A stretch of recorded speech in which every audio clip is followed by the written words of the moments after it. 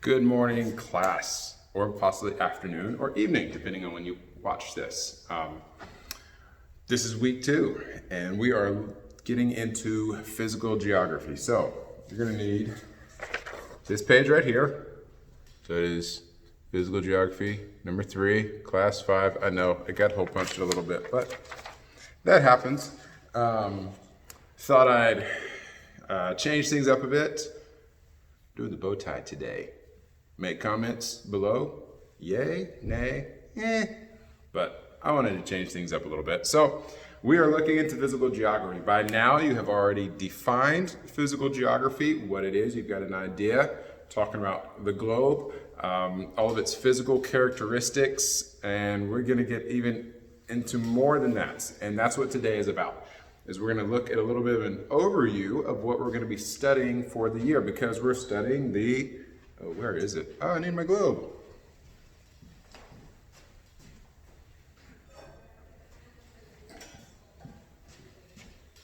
Here it is. We're gonna be studying the globe. Yay! And y'all have your little mini globes too, so that can inspire you, or maybe if you get a little stressed, you can take out some tension. But looking at the globe, looking at the nations, looking at also, after nations, we're also going to be looking at our own state of California. So let's get into it.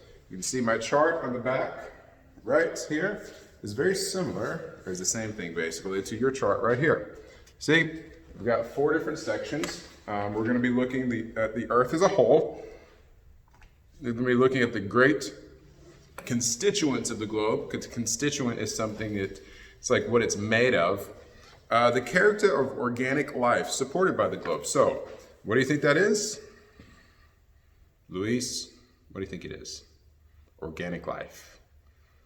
It means stuff living, not rocks and dirt, but stuff alive. Plants, animals, but not humans. We'll look at that differently. And then also the provisions for human life and social progress. So, let's get into it. The Earth as a whole. Where are we? Where's the Earth? Any ideas?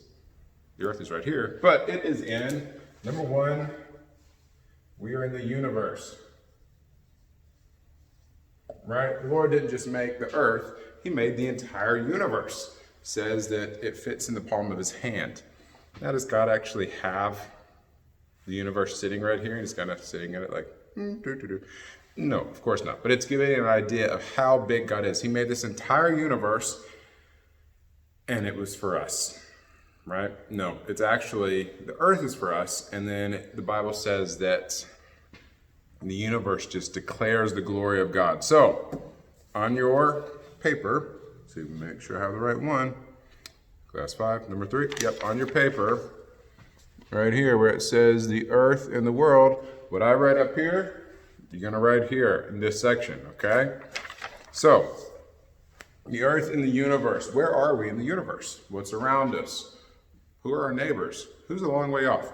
We're also going to be looking as the Earth is in our universe, also the solar system. So that has to do with our neighboring star, our lovely sun, the moon, and the other planets that are around us. Also, we're going to call the terrestrial globe. Now, some of you may be thinking you've heard of like extraterrestrial, that's outside of the Earth, like E.T., alien guy. But no, this is something different. I need to see how to spell this again. Terrestrial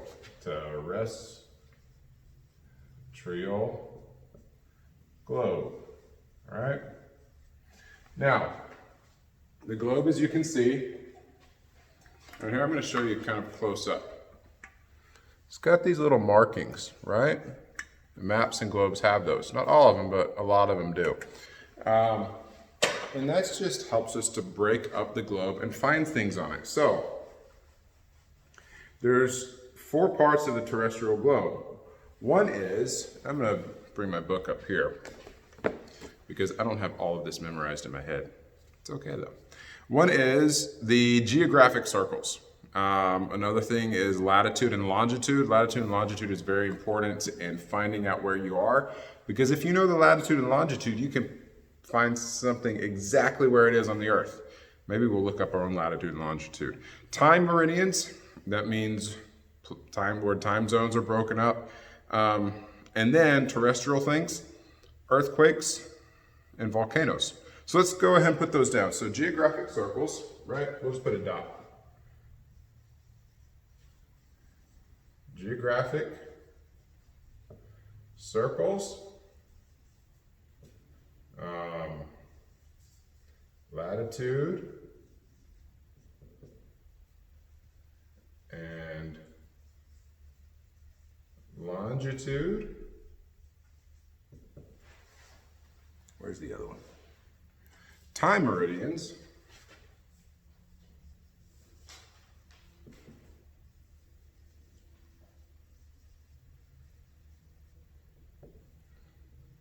And then volcanoes.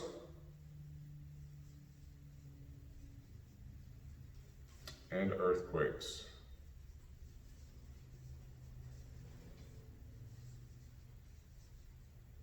So we're going to be looking at all of these around the globe, and that is what we call Earth as a whole, the large things. Now, let's look at our next one. It says three great constituents. Now, it's abbreviated. Your chart actually has where it says the three great constituents of the globe. So again, the globe, right here. What's it made of? Oh, by the way, if you haven't gotten all of these, I'm gonna, once we have it filled out, I'm going to pan out, have it very clear, and so you can take a look at it, copy anything you missed.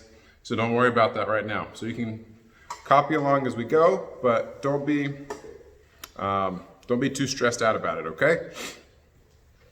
All right, next, the three great constituents. So, what do you think those are? What all is the Earth made out of? If you could break it up into three things. Any ideas? Isaac, what do you think? Hector, can you help him out? No? That's okay. We're looking at land, so continents, islands, all of those. We're looking at water. So we have oceans, rivers, lakes, streams, everything like that. And then we have the atmosphere, the air, what is above us before you get into space, which has nothing in it. So let's write those down. So let's go land, continents, and islands, right. So first one, continents and islands. We're going to be studying both of those because, as you will see, one of the continents is an island. Can you name that one? Who have I not called on today? Mylene, can you name the continent that is also an island? I'm sorry, we can't hear anybody. All right, no, it is Australia. Good day, mate. That's what it is. So, and here's also something too that you probably haven't seen, is that here are here's our globe, here's our continents. This is very interesting. The Lord actually developed the continents and made the continents in pairs. Check it out. You've got right here what's Asia. He gets paired on the northern hemisphere. He gets paired with Australia in the southern hemisphere. Pretty cool. Europe gets paired with Africa, and then North America gets paired with South America. And we'll look more into why that is.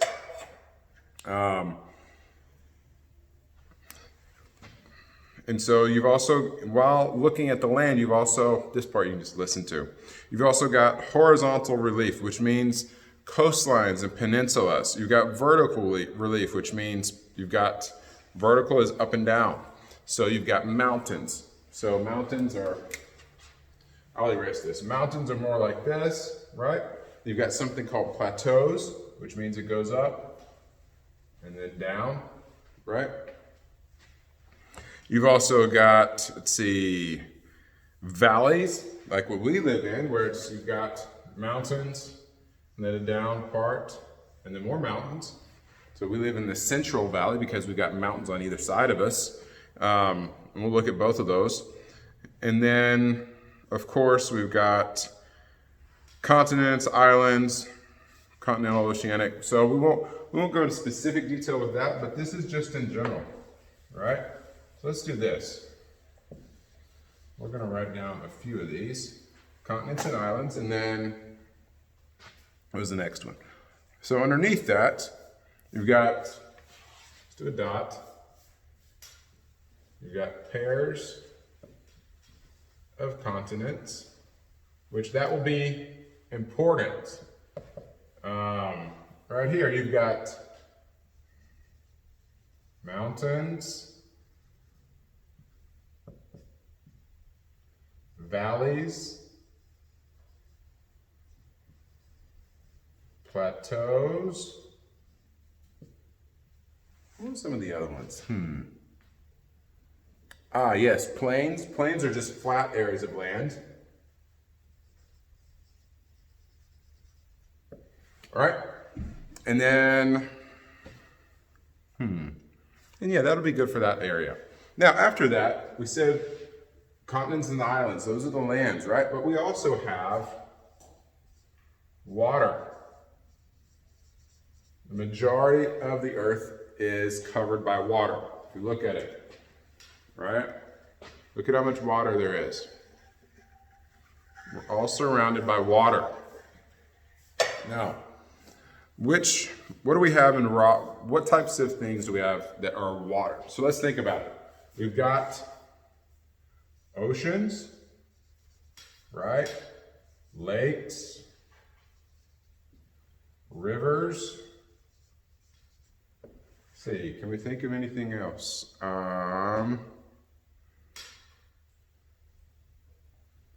Ooh, here's a cool one. Seas. We also have waterfalls. Have any of you ever been to a waterfall? Actually, the tallest waterfall in the world is in my wife's home country of Venezuela. Yes, they're called Angel Falls. When I lived there, I did not get to go, which I'm very sad about because I can't go right now. But in the future, I want to. Let's see. And then lastly, we have, here I'm going to erase this line. Like I said, don't worry. If you can't see right now, I'll make sure you get a shot where you can see everything. We've also got atmosphere. So we'll put 3 here. Atmosphere. And the cool thing is that you can pause the video anytime you want to be able to copy it and write it down. So if I'm going too fast and you need to be able to see something, I'll move out of the way. You can pause it, but I'll keep going. Atmosphere. So that is the air above us until you get into space. We may not delve too deeply into atmosphere, but we will look at things like, let's see, temperature. I'm gonna abbreviate temperature.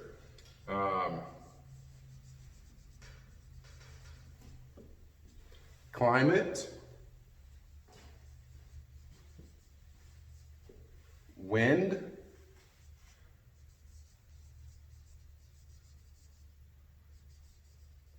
and this last one, precipitation.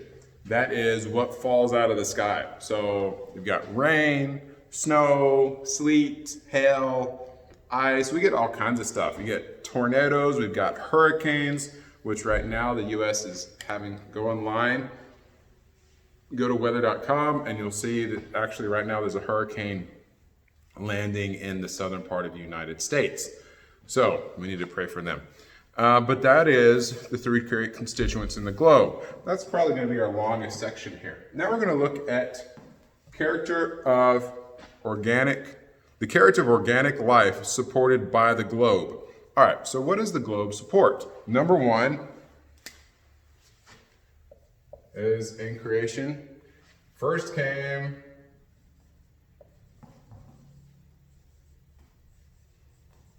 vegetable life. So, With vegetable life, you have different things that grow in different places. Let me grab something real quick.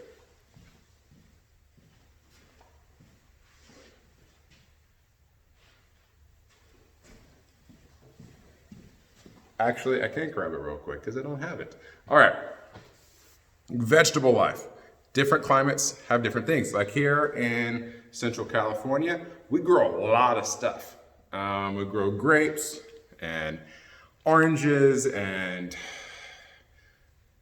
seed plants and things like that because that's what grows well where we are.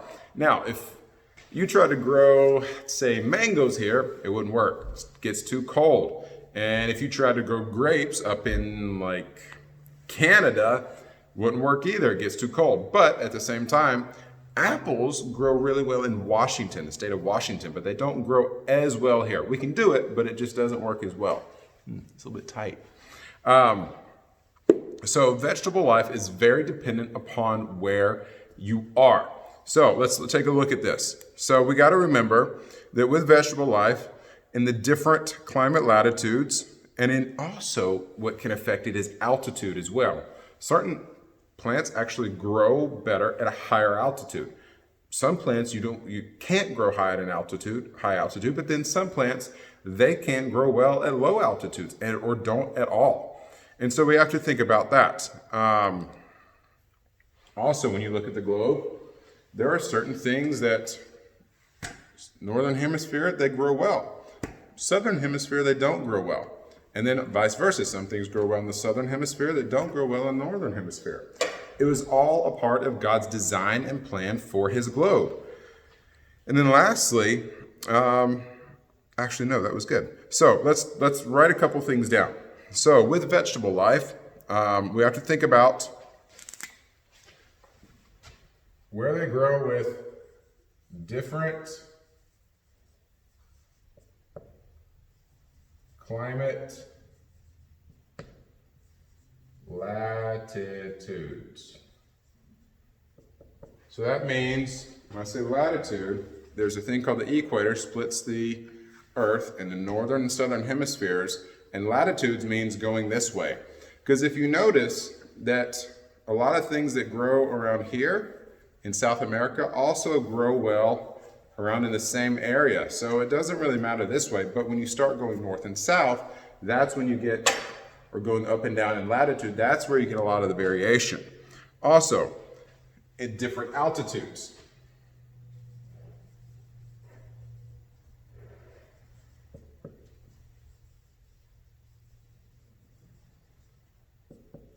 Remember, we're going to be looking at all of this on all the continents. Also, and depending on which continents are you in, either the northern or southern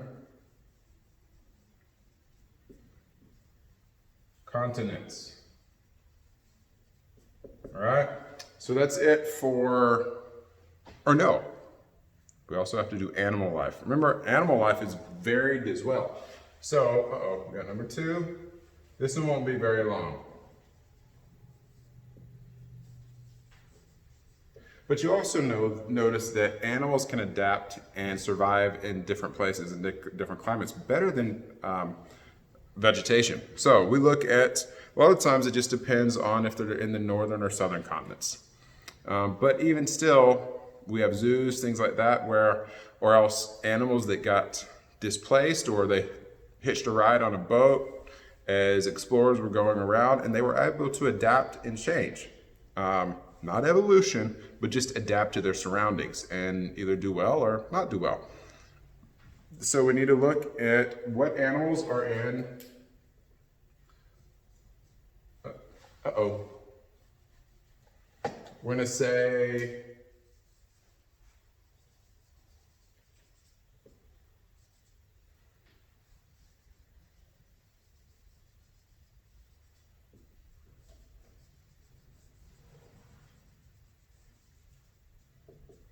in the northern and the southern continents, okay? We're going to break those up just very basically. And lastly, for this lesson, provisions for it. It says completely provisions for human life and social progress. What did God make in the world to provide for man, right? We're here. This is our home. What did he make?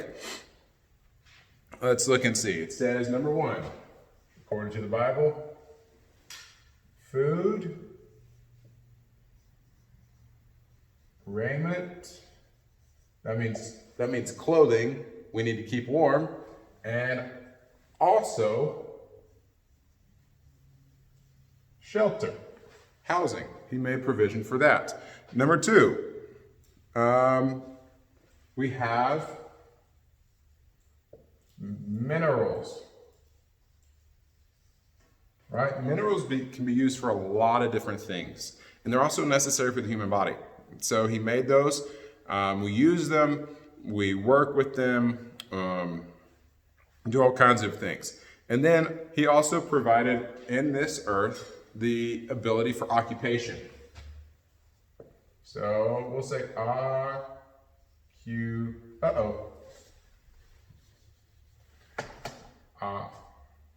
that's still wrong. We're going to redo that. Occupation. Occupation means what you do. So things about like agriculture, lumbering, mining, manufacturing, all of these things have to do with what God gave us and created on this earth. There's so many things we don't think about that are very necessary and dependent on what the Lord gave us on the earth to be able to do. So I'm going to step out of the way. I'm going to get up close to this so that you can see, and if you need to, pause the video.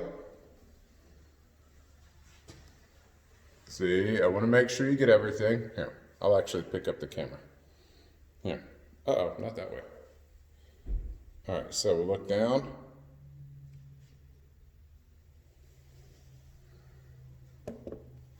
So this is the first half of our intro. With all of these things, we're going to be looking at all of these things about the different continents. This is physical geography. This is what it's made of. So go ahead and make sure that's completed and filled out, and look forward to part 2.